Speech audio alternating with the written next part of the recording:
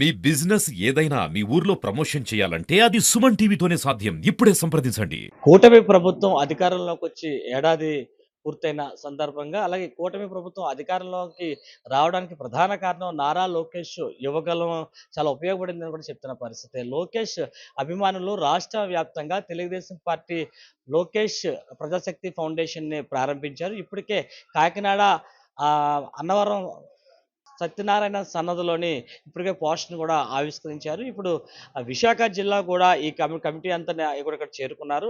రాష్ట్ర టీడీపీ అధ్యక్షులు పల్లా శ్రీనివాస్ ఆధ్వర్యంలో సింహాద్రి అప్పన్న సన్నదిలో కూడా పోస్టర్‌ని ప్రారంభించడానికి ఈ ప్రాంతానికి చేరుకున్నారు. ఇప్పుడు మనతో పాటు టీడీపీ రాష్ట్ర లోకేష్ ప్రజాశక్తి ఫౌండేషన్ అధ్యక్షులు తులసిరామ్ మనతో ఉన్నారు. ఈ లోకేష్ ఫౌండేషన్ ప్రారంభించడానికి గల ప్రధాన కారణం, అసలు ఏ ఏ విధంగా ఈ ఫౌండేషన్ తీసుకెళ్ళబోతున్నారు రాష్ట్ర వ్యాప్తంగా అనేది కూడా ఆయన మాటల్లో అడిగి తెలుసుకునే ప్రయత్నం అయితే చేద్దాం.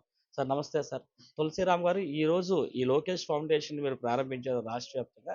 దీనికి ముఖ్య ఉద్దేశ్యం ఏంటి సార్? అసలు ఏ కార్యాచరణలు మీరు ప్రజల్లోకి తీసుకెళ్ళబోతున్నారు? నమస్తే అండి. ముందుగాన ఈ యొక్క లోకేష్ ఫౌండేషన్ అన్నది ప్రారంభించడానికి ముఖ్య కారణం ఏంటంటే, ఆయన మనకి యువకాలంలో పాదయాత్రలో ఎన్నో సంక్షేమ పథకాలు గాని మాటిచ్చారు. మనందరికీ ప్రజలకి ఇచ్చిన హామీలన్నీ కూడా ఆయన ఇప్పుడు నెరవేర్చుకుంటూ వస్తున్నారండి.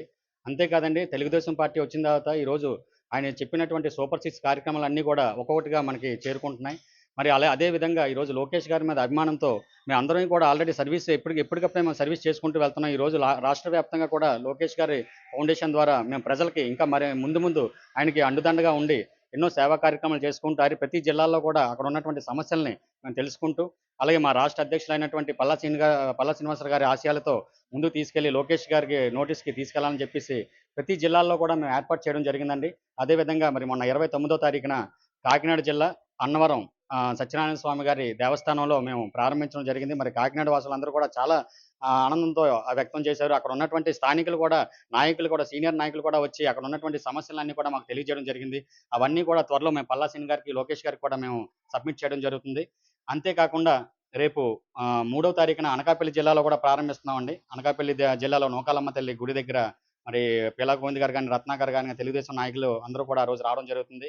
అదేవిధంగా విశాఖపట్నం మరి రాష్ట్ర అధ్యక్షులు పల్లా శ్రీనివాసరావు గారు ఆదేశాల మేరకు ఆయన విశాఖపట్నం సింహాచలంలో కూడా ప్రారంభిస్తున్నాం. ఇలా ప్రతి జిల్లాలు కూడా ఉత్తరాంధ్ర అయిపోయిన తర్వాత ఈస్ట్, వెస్ట్, రాయలసీమ అన్ని జిల్లాలని కూడా కోఆర్డినేట్ చేసుకుంటూ ప్రతి జిల్లాకు కూడా 15 మంది కోఆర్డినేటర్స్ తోటి మొత్తం టీమ్ అందరిని కూడా కోఆర్డినేట్ చేస్తామండి. ఎక్కడ కూడా ఎలాంటి పార్టీలని కానీ డిస్టర్బెన్స్ లేకుండా క్రమశిక్షణతో పార్టీకి ఎటువంటి చెడ్డనేయం రాకుండా, లోకేష్ గారికి చెడ్డ పేరు రాకుండా ఆయన ఆశయాలను ఇంకా ముందుకు తీసుకెళ్ళడానికి ప్రతిదీ కూడా అంటే ఒక జిల్లాలో ఉన్నటువంటి సమస్యలే కాకుండా అక్కడ ఉన్నటువంటి వికలాంగులకు కానివ్వండి, అనాథాశ్రమాలకు కానివ్వండి ప్రతీది కూడా మా వంతు సహకారం చేసుకుంటూ ఆయన్ని ముందుకు తీసుకెళ్ళడం జరుగుతుందండి. ఇప్పుడు ప్రతి జిల్లాలో కూడా మీరు చూసుకున్నట్టయితే ఆలయాల్లోనే మీరు పోస్టర్‌లు ప్రారంభిస్తున్నారు. అంటే సనాతన ధర్మాన్ని ఏమైనా ముందుకు తీసుకెళ్తున్నారా? మీ ఆలోచన ఏంటి సార్?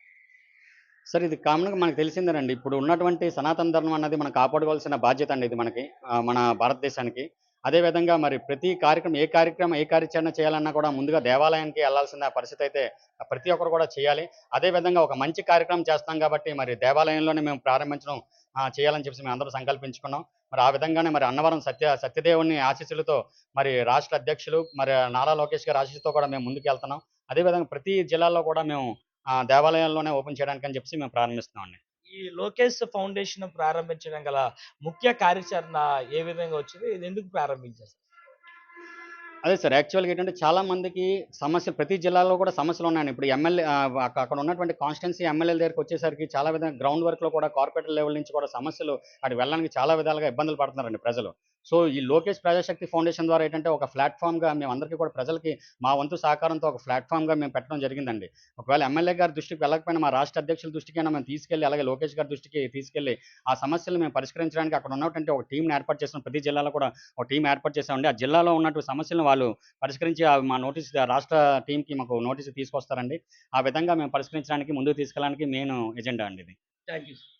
మనం ఇప్పుడు చూసాం కదా! ఏదైతే లోకేష్ ఆశయాలు, సిద్ధాంతాలు నచ్చి ఆయనతో ప్రయాణం చేయాలని చెప్పేసి రాష్ట్ర వ్యాప్తంగా గూడా లోకేష్ అభిమానులందరూ కూడా ఒక చేటికి చేరుకొని ఈరోజు తెలుగుదేశం పార్టీ లోకేష్ ప్రజాశక్తి ఫౌండేషన్ ప్రారంభించడం అనేది జరిగిందని చెప్తున్నారు. ప్రతి నియోజకవర్గంలో కూడా సమస్యలన్నీ కూడా ఎప్పటికప్పుడు ప్రభుత్వం క్లియర్ చేస్తున్నప్పటికి కూడా క్షేత్రస్థాయిలో మనం చూసుకుంటే పేదవారు గాని, బడుగు బలహీన వర్గాలందరూ కూడా అక్కడున్న నాయకులు కలిసే పరిస్థితి లేనప్పుడు అలాంటి గ్రౌండ్ లెవెల్‌లో కూడా మేము వెళ్లి ఏదైతే బడుగు బలహీన వర్గాలకు ఏమైనా సమస్యలు ఉంటే అవన్నీ కూడా అక్కడ ఏ నియోజకవర్గంలో సమస్య వస్తే ఆ నియోజకవర్గ ఎమ్మెల్యే దృష్టికి తీసుకెళ్ళి ఆ సమస్యలకి మేము పరిష్కారం చూపిస్తామని చెప్పి లోకేష్ ఫౌండేషన్ అధ్యక్షులు చదరం తులసిరామ్ తెలిపారు. Out to studio.